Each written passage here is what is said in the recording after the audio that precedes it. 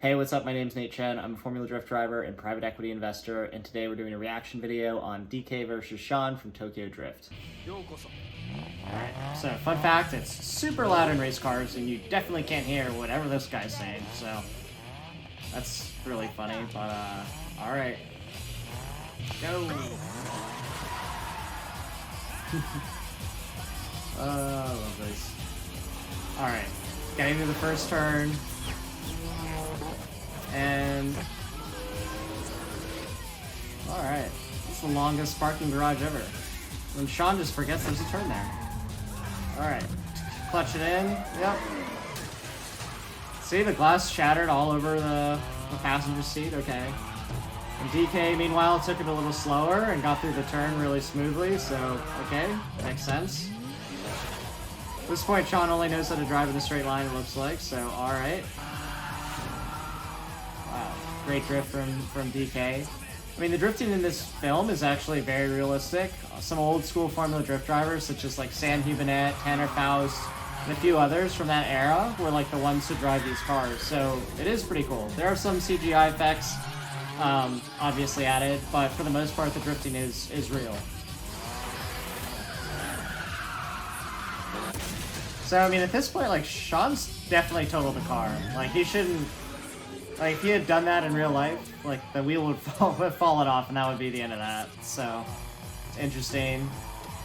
I feel like they're over-exaggerating some of the foot movements, the heel-toe stuff. Like, I know it's great for the camera, but that's not really useful. You know, back then, there's actually techniques in drifting that weren't very popular.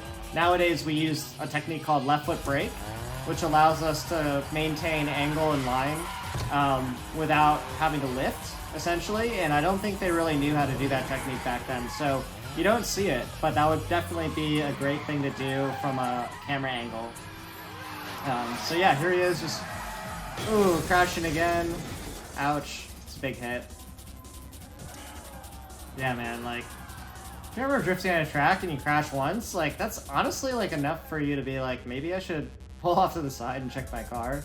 Because in real life, like, yeah, it's probably the next time you try to drive, you probably would have like had a wheel fly off or something like that. So, yeah, that 4S15 really messed up.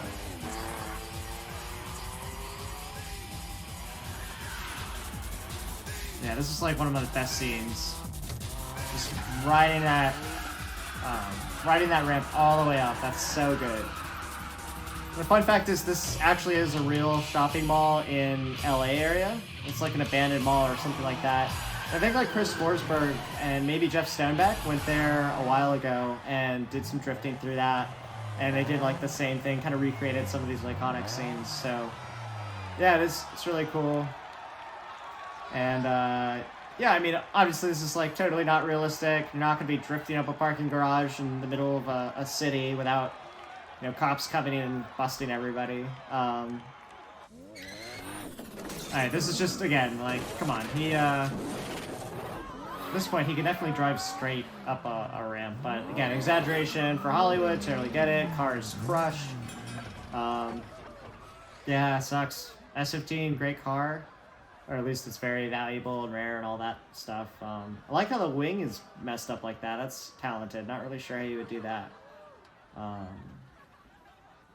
But yeah, so definitely one of the iconic scenes from Fast and the Furious Tokyo Drift.